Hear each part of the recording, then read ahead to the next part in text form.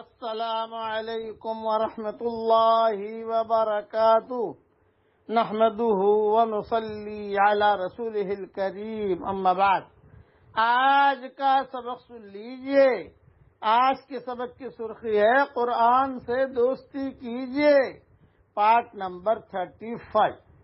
حضرت جابر رضی اللہ تعالیٰ عنہ سے روایت ہے کہ رسول اللہ صلی اللہ علیہ وسلم نے ارشاد فرمایا، جس کو یہ اندیشہ ہو کہ وہ رات کے آخری حصے میں نہ اٹھ سکے گا تو اس کو رات کے شروع حصے میں سونے سے پہلے وتر پڑھ لینے چاہیے، اور جس کو رات کے آخری حصے میں اٹھنے کی پوری امید ہو اور اسے آخری رات میں وتر پڑھنے تو اس کو آخری رات میں وتر پڑھنے چاہیے۔